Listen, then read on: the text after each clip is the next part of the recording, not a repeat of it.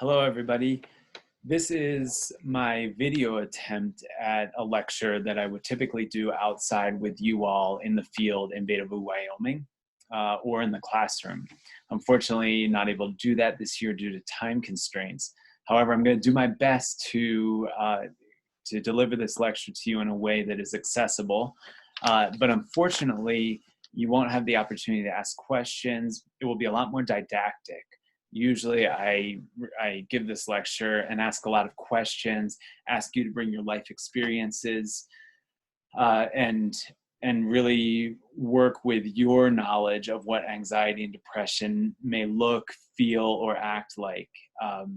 And then I use your experiences with nature to help you understand how anxiety and depression are part of the cyclic nature of life. And part of the cycles of nature. And just to show you what often happens is when I'm doing this in the field, I'll start to record your ideas and put them into graph form on paper like this. What I've done instead is put together a fairly boring PowerPoint for you to understand the idea of what I'm trying to convey here. So without further ado, I'm going to share my screen with you. Give me just a second. And let's see if I can find this. There we go. Okay, so hopefully you are seeing my PowerPoint presentation in front of you. And I have graced you with this wonderful picture because as you can see on the left-hand side of the screen, the rest of this PowerPoint is fairly boring in terms of the visual effects. However, I think in content, it's quite interesting. So what I want to do is I'm going to start with some basics of symptomology. Like I said, this lecture is an ecopsychological approach to anxiety and depression. But we have to start with what is basic, what is foundational to the field. That is symptomology. So what you will find in this lecture is that I do a lot to show how anxiety and depression are two sides of the same coin. They really are manifestations of the nervous system that actually to a large extent reflect each other. So if you look through the symptomology of anxiety, you have things like agitation, repetitive thoughts, intrusive thoughts, sometimes paranoia, restlessness, insomnia, difficulty concentrating, somatic tension, and fatigue. Then going over to depression, you see difficulty concentrating. Sound familiar? Fatigue. Sound familiar? Irritability, which can also definitely be a sign or symptom of anxiety. Restlessness. There we go again. Insomnia, which there's a correlate there with anxiety, or what we term oversleeping. So, some cases of depression, you'll see that people are sleeping 16 hours a day, even to 20 hours a day. It actually looks a lot like hibernation, and we're going to get to that in just a little bit. Early morning wakefulness. So instead of simply insomnia, somebody might initially fall into a deep sleep only to wake up earlier than is typical and wake up without a sense of being able to fall back asleep. Appetite loss or overeating. Again, these are kind of dialectics of each other, but you do get either appetite loss or overeating in a lot of cases of depression. Lack of motivation, loss of interest in pleasurable experiences. And then, of course, some really key signs is a sense of hopelessness and feelings of guilt or worthlessness. So this is just to paint the picture. A lot of this is taken either from the DSM or other clinical texts. But when you hear clients talking about what either anxiety or depression feel like, they're not necessarily going to use this terminology. So what I like to do with my clients is have them describe their symptoms in terms of nature. or something metaphorical. So for example, in depression, I'll get clients who say something like, it feels like there's a wet gray fog and it's cold and it's just kind of consuming me, or a heavy wet blanket is lying over me and I just can't get out of it. So just highlighting the difference between clinical terminology and what might be more useful terminology for your clients. So already I'm trying to show you how anxiety and depression have a lot of similar manifestations to each other. And in a few slides, we're going to look at the nervous system and how anxiety and depression are manifestations of different cycles of nervous system arousal. So before we do that, I want to pull way back and look at cycles of nature. Specifically, I want us to look at the idea of cycles of nature being both expansive and contracted. There are other ways of looking at these cycles as opposed to this wave that I've used to organize my thoughts. For example, you might have a full circle where different aspects of expansion and contraction lie on a circle, perhaps with top being expansive and contraction, bottom being contraction. You might also get like a yin-yang diagram where you also have a circle, but it's divided into aspects of nature that are expansive and aspects of nature that are contracted. The key here, and what I really want to drive home, because it can get confusing to hear this language of expansion and contraction because we tend to put a lot of weight in these terms. I want to be really clear that I'm using the ideas of expansion and contraction not as positive or negative, but as just simple isms. Expansion exists, contraction exists. And as you look through the cycle here on this slide, you'll notice you have night, dawn, and day. So you have this night, which is, I would argue, a time of contraction in nature. You have dawn, which is a transition time, and then you have day, which is an expansive time.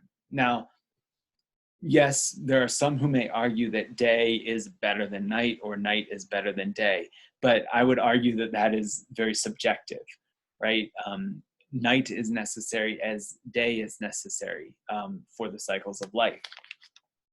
Much as, at least in the northern and northern and southern hemispheres outside of the tropics, winter is just as important as summer. Now, I do note that geographically speaking, my chart here using fall, winter, spring, and summer is geographically confined in some ways. That said, the tropics also have cycles. So I just want to make sure that I bring that to your awareness, and that I'm not assuming that all of nature lies within this fall, winter, spring, and summer cyclic events. So again, what I'm saying here is that expansion and contraction, subjectively, we might have biases toward expansion and against contraction. Just for example, there are some who may have biases toward contraction as opposed to expansion. But I don't, in terms of this chart, and in terms of ultimately when we get to treatment of anxiety and depression, using an expansion and contraction both have their value. So I don't want us to think that one is better than the other. If we're looking at expansion and contraction as a whole, I think I would think that our modern society does favor expansion because we favor life and certainly tend to try to avoid death, as most life forms do. That said, when we put a premium on the value of life and don't focus enough on death, we tend to become avoidant of this natural cycle. And that then, I'll argue later, leads to both anxiety and depression, because it tends us more toward existential crises. So take a moment to look over this slide, and you'll notice that I have a lot of examples of what it means to be an expansive cycle, in the expansive part of the cycle, or the contractive part of the cycle.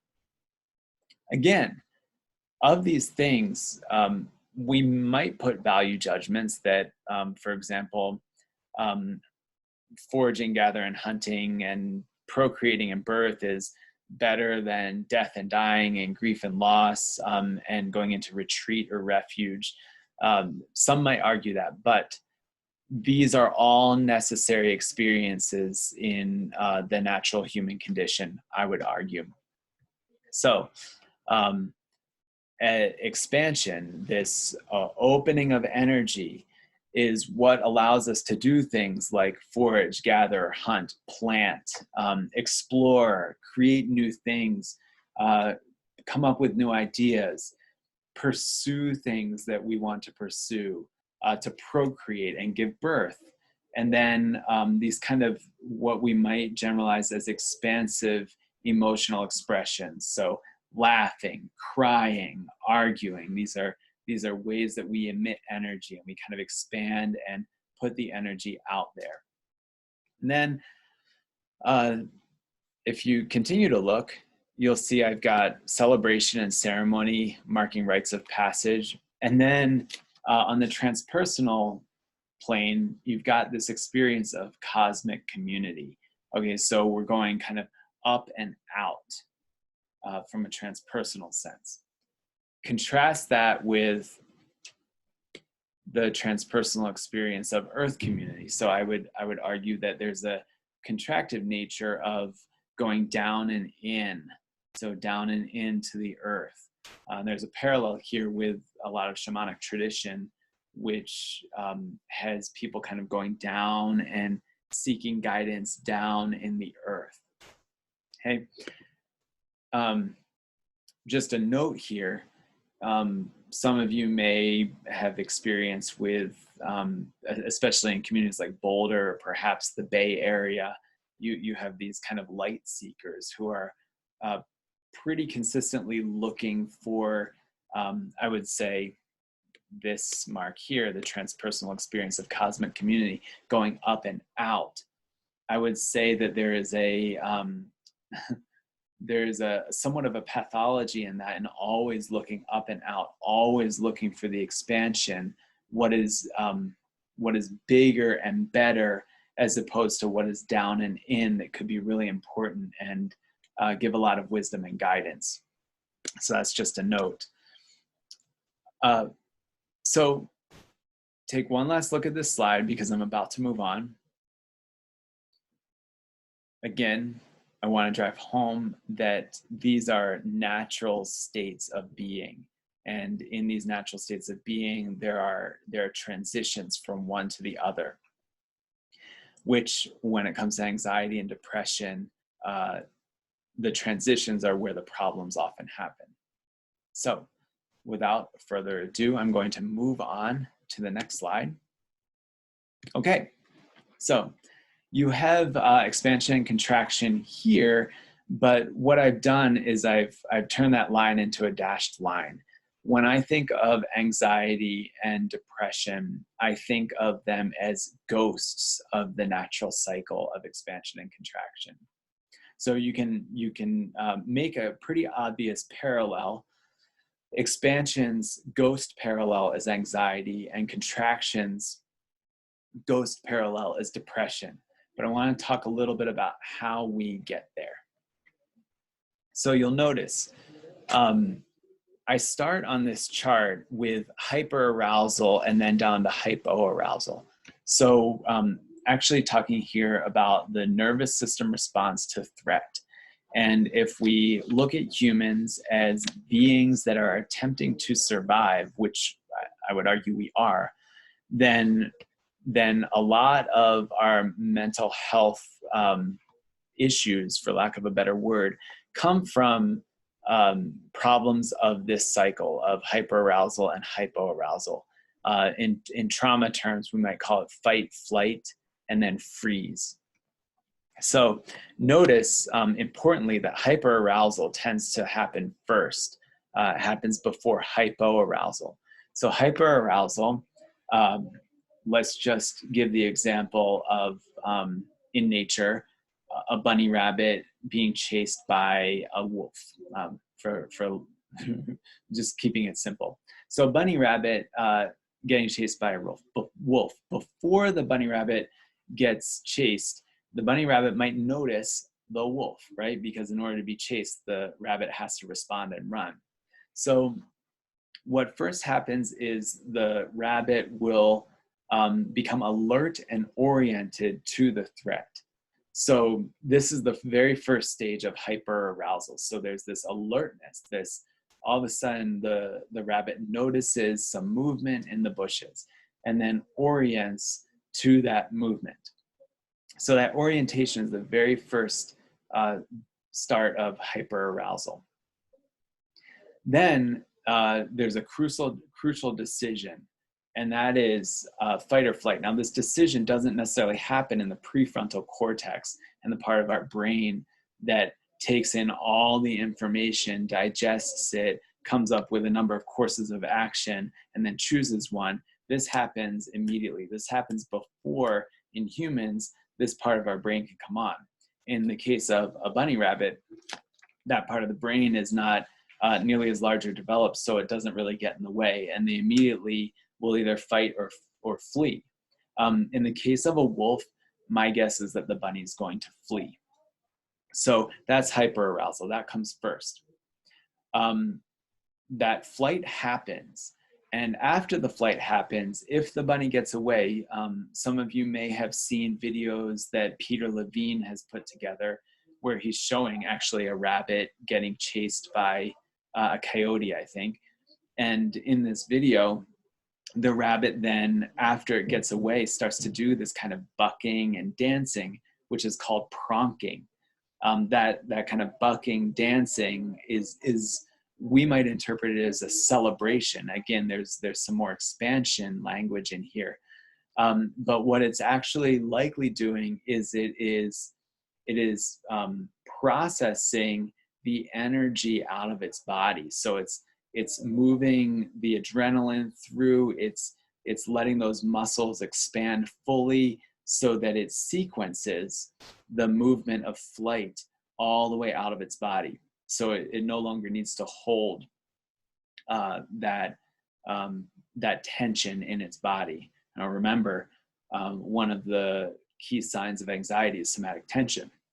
In the case of the bunny, it moves that tension out of its body.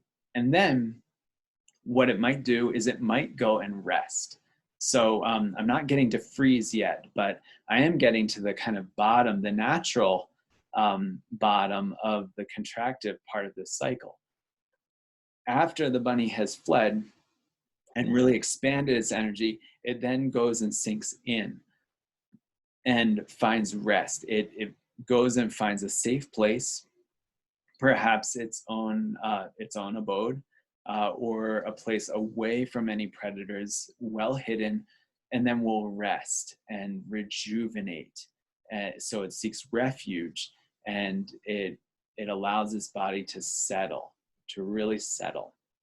Now, what can sometimes happen both in the animal kingdom, but definitely in the human world, is hyperarousal occurs, this fight or flight, and we run into problems. We run into these barriers where we might try to fight, and and as a young child, we argue, but then that argument gets shut down, or there's this social pressure of shame and guilt that tells us not to feel certain feelings, these certain big giant feelings that are that might be scary to others. So we are taught to kind of repress that. And what we might do is we might hit this fight or flight and either stay there in that cycle because we can't process it out. We can't sequence that hyperarousal, that big energy. So we might stay there and kind of get locked in that cycle. And you'll see that's what happens with anxiety. Or we may drop down into a freeze response. And the freeze response is basically this fight or flight isn't working. It's not getting me what I want. So I'm going to basically play dead. So in the animal kingdom, this has a purpose. Often if an animal plays dead, the predator might think, okay, I've already killed this animal and I'm going to pause and let my own energy dissipate or relax. And then in that moment, this freeze response wakes up and the bunny rabbit can run away. Or the other theory behind that is that a freeze response, if an animal looks dead, it might not be as appealing. It doesn't create that pursuit instinct in predators. So the freeze may deter predation that way. Whatever the case, freeze typically occurs after the fight or flight. So this is important because as you'll look at the bottom of the slide, you'll notice that here, developmentally, anxiety disorders tend to precede depressive orders. So over the course of development, anxiety disorders manifest earlier on the developmental lifespan than depressive disorders. So anxiety disorders may manifest as early as, just prepubescence, 10 years old to 14 years old, whereas depressive disorders tend to manifest around 15 years old and older. So again, I'm just looking at the way that the cycle might work. And of course, I am correlating anxiety with hyperarousal and depression with hypoarousal, or the freeze response. So you'll also notice in blue, I have different kind of life circumstances or ways of coping that feed into either part of the cycle. So with anxiety, you might get persistent trauma, someone who's constantly facing a trauma, whether it's abandonment trauma, it could be family abuse cycle, they may be witnessing abuse and unable to get away with it from it. And that persistent trauma can kind of keep people in a heightened state of awareness, that hypervigilance that you'll see. And therefore, some of the paranoia, which in the case of persistent trauma, to start, is well-founded. Also, I correlate anxious ambivalent attachment with anxiety. So anxious ambivalent attachment, not going to get into it now, but in PACT theory, psychobiological approach to couples therapy, Stan Tatkin's work, the anxious ambivalent is the wave. And then when you get into depression, again, some of these can feed into anxiety as well, of course, but depression, I correlate a little bit more with systemic oppression, okay? So this feeling of having a ceiling that you can't quite push through, ways that identity is not allowed to manifest in the way it wants to. So that teaches people to kind of go down inward and into more of a freeze response. Anxious avoidant, I also correlate a little bit more with depression, and anxious avoidant in the PACT model, Stan Tatkin's model, would be the island. And then learned hopelessness. So learned hopelessness, of course, can correlate with systemic oppression.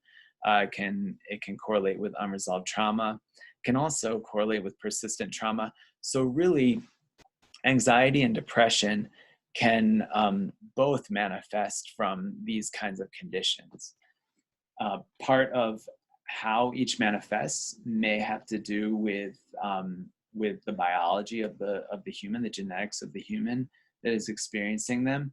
It may also correlate with the way they are taught to deal with some of these issues. So again, take a moment to soak this in. This is how I look at anxiety and depression. And again, I see them as kind of ghost correlates of the natural cycles of expansion and contraction that occur in nature. So that said, even though I might call them kind of the ghost correlate of expansion and contraction, I would argue also that to an extent, anxiety and persistent anxiety would occur naturally in nature in humans without all these extra social layers, and so does depression. So we can observe these things even in animals. So depression often correlated with grief. It occurs when animals lose another animal in their life. Dogs, for example, it's well observed that dogs show lethargy, lack of appetite, that sort of thing when they lose their human or perhaps another dog that's in their life. But what seems to be really key is that in the human world, anxiety and depression are much longer lasting and more persistent. And I would argue that that is because of a lot of the social cultural bounds that we place on ourselves. More of that for another time, but hopefully this is a good start for you to conceptualize how both anxiety and depression exist within this kind of cycle of expansion and contraction. So finally, how do we treat anxiety and depression from this ecopsychological perspective? So this list is hardly exhaustive. There are so many ways that we can work with it. But I just want to give you some ideas about how I work with it and how I've seen others work with both anxiety and depression. Again, knowing that anxiety and depression really are just two manifestations of a really similar life experience. So as with anything, and especially because anxiety and depression tend to have some history of trauma involved in them, you always want to establish a sense of safety. You want to build that container. So for some people who are visual, it is having, if you're in the office, it's having them visualize a safe place. Maybe it was a place or is a place where they go for refuge. Again, there's that contractive quality of finding a safe place. So you want to establish perceived safety, okay? You want to make sure that your clients feel relaxed and ready to work with what might come about in your intervention. So the next piece is something that I like to work with. It's heart rate variability, which a lot of you may have heard of or know about. But there is actually, there's a strong correlation between low heart rate variability and depression. So what that means is our heart rates are naturally variable. So they increase in rate and decrease in rate all within seconds or minutes. So if somebody doesn't have that variability, those who are depressed show more signs of not having that variability in clinical studies. So what might work to help this? What I've found is that having clients become aware of their heart rate variability and how that works with their breathing can actually affect their depressive or anxious symptoms in the moment. So how do you find your heart rate? Many of you know that that you can find it here on your wrist or here, the carotid artery. So generally this is a little less invasive even if people are doing it on their own. So I generally will have clients, if they can, find their heart rate here on their wrist, and then I'll have them breathe. So and by the way, if we were doing this in class, I would be having you do this. So why don't you try it now? Go ahead and take a minute to find your pulse. And then when you find it, what I want you to do is take 3 long, deep breaths. And I want you to notice as you're taking these 3 long, deep breaths, when you find that your heart rate increases and when you find that it decreases. So go ahead, you can do it with me or on your own. I'm going to take 3 deep breaths.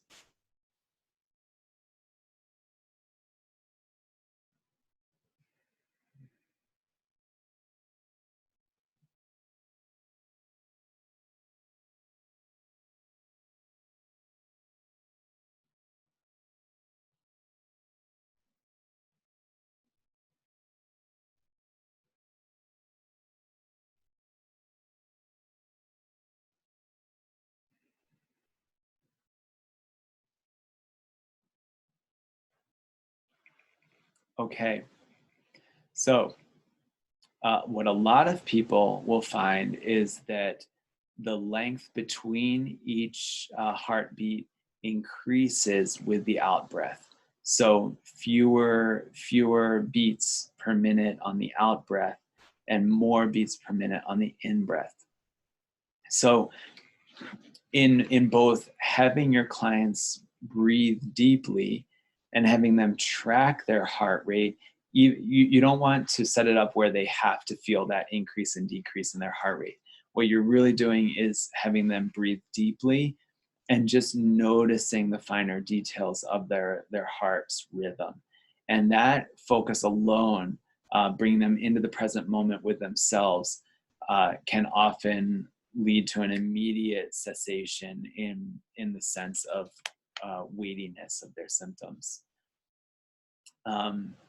Over time, if they do this regularly, it's likely that they're going to experience greater heart rate variability, which is likely going to affect their symptoms. So work with heart rate variability. Notice and have your clients notice and then report to you on their heart rate variability. Okay, moving on. So often, by the way, I'll use heart rate variability as a baseline. So I'll have them do it before and after each session, or the beginning or the end of each session, just to get a sense of where they are. And also lets them settle in a little bit to the session with the breathing. So moving down, so playing with your client's perceptions of nature's expansive and contractive qualities. So help them attune to natural cycles. You're also helping them attune, because nature mirrors us, you're helping them attune to themselves. So often in depression and anxiety, people are lacking that self-attunement, and they're also lacking that mirror because they're so shrouded in by their experience. So if you can play with their perception of expansion and contraction in nature, this might help. It can be as simple as notice 3 things around you that feel limiting or contractive or closed in. Notice 3 things in nature around you that feel really big or really expansive or really bright. And again, not trying to assign value, but you're starting to get a sense of where your client is oriented. And you're also helping them modulate with this focus on various aspects of nature. So if depression is indicated, spend a little time moving into the contraction with them. And we don't want to do too much. We don't want to push them deeper and deeper into a depressive state, but we want to get a sense of what it's like for them. We also want them to be able to explore their contraction, because this contraction is natural. And sometimes if we allow ourselves to really contract, really get that deep sleep, really get that deep rest that our body wants, then we naturally cycle out of the depression. So that's the through, not out. We're not trying to pop out and all of a sudden go for this great, transpersonal cosmological experience out of depression, because often what we're going to do is just layer that over depression, and when things are not feeling so good, we're going to pop right back down into depression.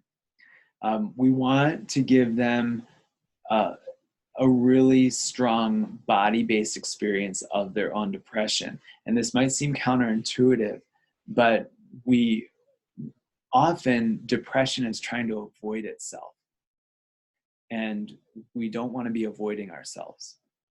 So we want to go in with that safe container and also with a sense of hope on the horizon. As you may have read uh, in Yalam's work, Yalam will say that one of our primary duties as a therapist is to instill hope. So all the while, even if we are helping our clients get more in touch with their contraction, with their depression, we're always attempting to instill hope.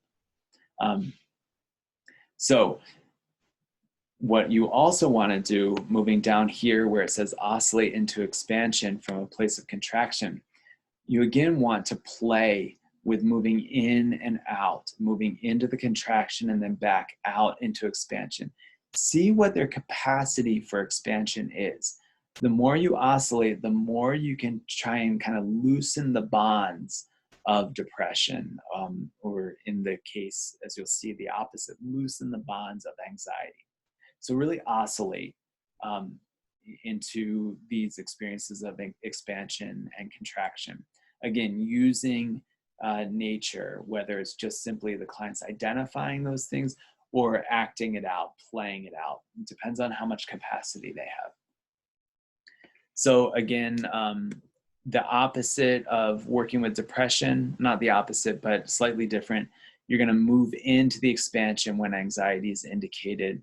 Not get them so hyper aroused that they can't work, but you're going to play that line where you have them explore that expansive energy that anxiety is really trying to get them to, because it's trying to get them to expansion and through, so that they can actually, anxiety might be masquerading the energy that is having them want to solve a problem. And you need to get them through that cyclic thought and into perhaps a state where they can come up with a solution. But again, you want to use the same methods that you did with depression, where you're oscillating, you're allowing them or helping them move in and out of this expansive state and into a contractive state. The more you do that, the more the grip of anxiety may loosen.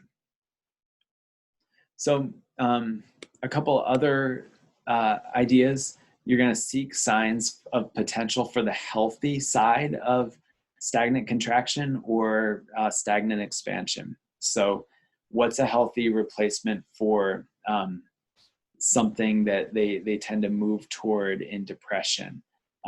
If it's, usually I look for a correlate in nature.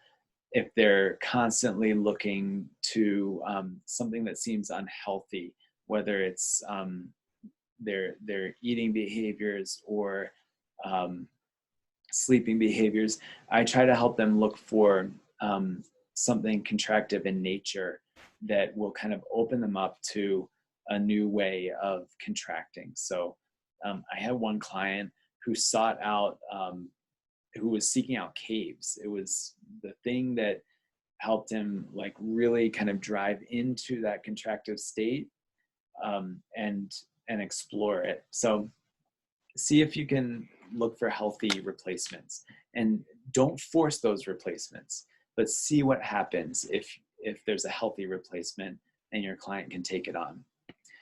Finally, and I want you to exercise caution with this, not finally, second to last, exercise caution experimenting with opposite action.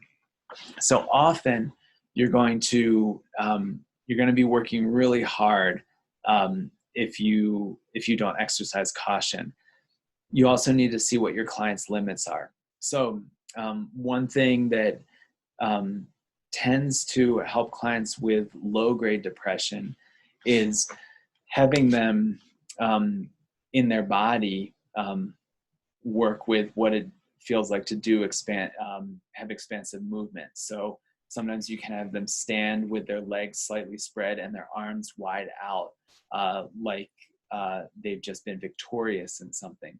And if they're able to do it, if they're able to hold that position for over 60 seconds, let's just say 40 to 60 seconds, but over 60 seconds would be excellent. That is going to signal their brain to that expansive experience. It's going to signal their body to start producing a different kind of chemical. That's the neuroscience of that is beyond this lecture, but if you have them practice expansive body movements for long enough, their brain will start to recalibrate. And I say here, it's like tuning the instrument of the body. Again, when you that playing with oscillation, just like if you're tuning a guitar, sometimes you might over or under tune it as you're getting to just the right note. And then finally, ceremony. So ceremony is more of a way to mark their experience throughout therapy, but what we want to do is we want to help them make meaning of their experience. We don't want to have them view their anxiety or depression as a fault or a failure, but rather as a signal, something that is naturally occurring within their body and within their mind to tell them something, to direct them some way. It's like the waypoint on a map that is getting them to where they need to be. Too often, depression and anxiety are viewed by society as a bad thing. And yes, they're not fun, they don't feel good. Clients come to therapy because they don't want to feel anxious or depressed. But if we can reframe it just a little bit to have our clients see it as something meaningful in their life, especially as we're doing these somatic practices and these nature-based practices that help loosen the grip of anxiety and depression, if they can see it as a waypoint, as meaning-making experience, then perhaps they are less susceptible to the grips of it in the future. So using ceremony, think about ways that you can have your clients establish rituals in their life that honor what their body and mind are telling them. So in the field, I can give you some examples of this. We can even practice some examples of it. But again, this is just a short list. There's so many options of working with, playing with, moving with the experiences of anxiety and depression. So all of these clinical interventions that I've given are derived from the way I've correlated anxiety and depression with expansive and contractive qualities in nature. I'm sure at this point you have a lot of questions, a lot of thoughts. That's partly why I'm having you write about 500 words in response to this. But I also welcome you to write me with questions, to ask questions when we're in the field if you happen to have watched this video prior to going out. And I would love to continue this discussion further. Thanks for joining. Again, I'm always available for your questions, and I look forward to hearing more about this. Take care.